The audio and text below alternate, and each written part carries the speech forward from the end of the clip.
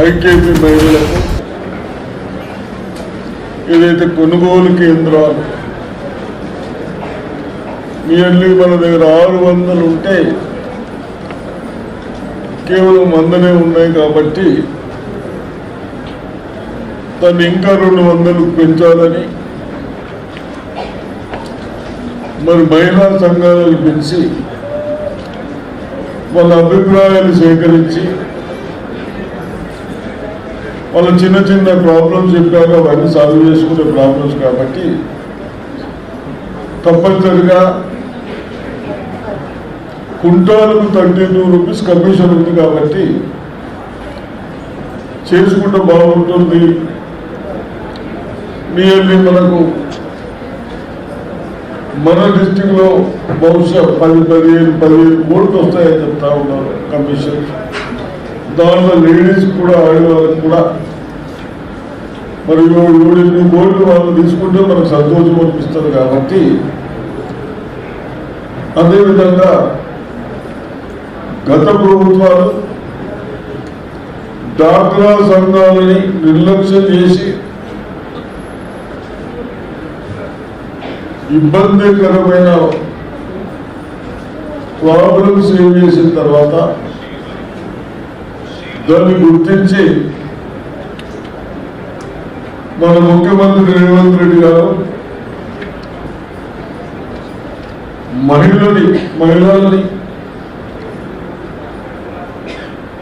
కోటీశ్వరుల లక్షాధిపతుల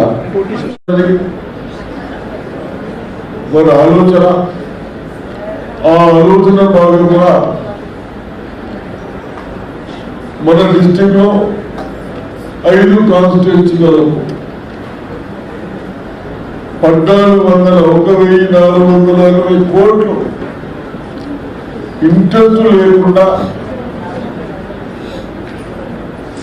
మహిళా సంఘాలకు ఇచ్చి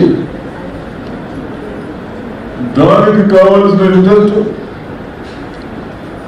మనం బ్యాంకుకు 5 crores మంత్లీ చెల్లించుకుంటూ మరి మహిళలను బాగా చేయాలన్న ఉద్దేశంతో చేపట్టడం జరిగింది.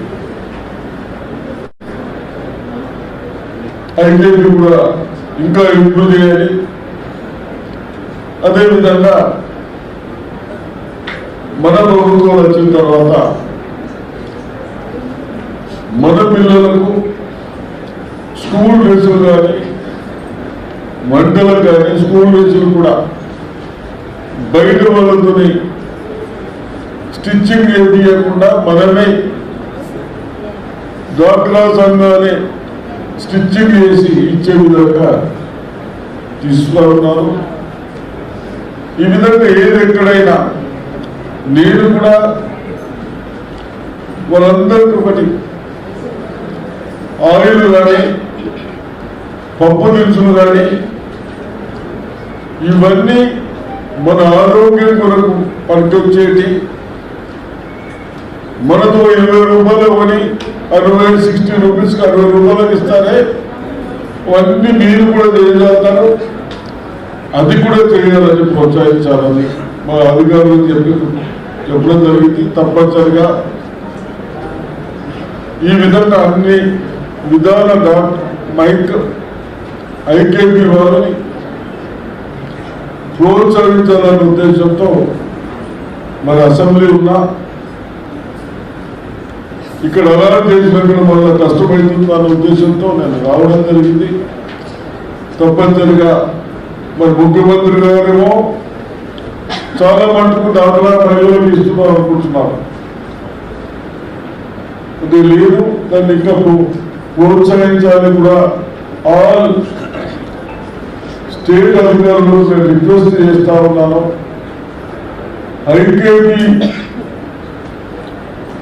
మన ప్రభుత్వ ఆలోచనని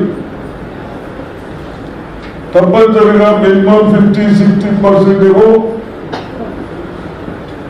అలాగే ఎక్కడైతే మనం చేయగలుగుతామో అవి చేయాలని నేను విజ్ఞప్తి చేస్తాను. Thank you.